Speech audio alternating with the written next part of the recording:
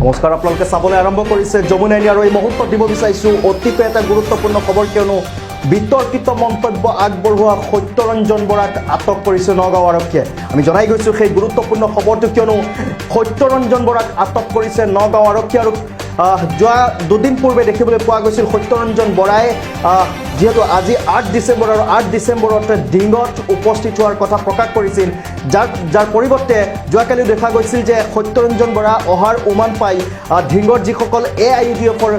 কৰ্মীসকল আছিল তেওঁলোকে কিন্তু জোতা চেণ্ডেলৰ মালা প্ৰস্তুত কৰি ৰাখিছিল সত্য ৰঞ্জন বৰাৰ কাৰণে আৰু আজি দেখা গ'ল সত্য ৰঞ্জন বৰা অহাৰ যি ডিঙত অহাৰ যি প্ৰয়াস আছিল আৰু তেনে ক্ষেত্ৰত দেখিবলৈ পোৱা গৈছে নগও আৰক্ষী আটক কৰিছে সত্য ৰঞ্জন বৰা কিন্তু এই মুহূৰ্তত সমগ্ৰ ঘটনাটো ৰহস্যৰ হৈ পৰিছে কিয়নো সত্য ৰঞ্জন বৰা প্ৰকৃততে ডিঙলৈ আহিছিল নেকি এটা প্ৰশ্নবোধক চিন এই মুহূৰ্তত উত্থাপন হৈছে সকলোৰে মুখত আমি জনাই গৈছোঁ সেই গুৰুত্বপূৰ্ণ খবৰটো কিয়নো সত্য ৰঞ্জন বৰা আটক হৈছে কিয়নো বিতৰ্কিত মন্তব্য আগবঢ়োৱা সত্য ৰঞ্জন বৰাক আটক কৰিছে নগও আৰক্ষীয়ে যেহেতু আজি 8 ডিসেম্বৰ আৰু 8 ডিসেম্বৰ তাৰিখে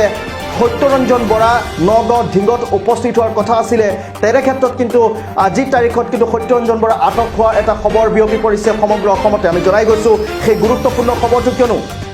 বিতৰ্কিত মন্তব্য আগবঢ়োৱা সত্য ৰঞ্জন বৰাক আটক কৰিছে নগও আৰক্ষীয়ে কিন্তু এই সমগ্ৰ যি আটক কৰা যি ঘটনা এই সমগ্ৰ ঘটনাই কিন্তু এই মুহূৰ্তত এক প্ৰশ্নবোধকৰ চিহ্ন হোৱা যেন পৰিলক্ষিত হৈছে কিয়নো যোৱাকালি দেখিবলৈ পোৱা গৈছিল সত্য ৰঞ্জন বৰাৰ যি ডিঙত অহাৰ যি প্ৰয়াস আছিল আৰু তেনে ক্ষেত্ৰত দেখিবলৈ পোৱা গৈছিল যে ডিঙত যিসকল AIUDFৰ কৰ্মীসকল আছিল তেওঁলোকে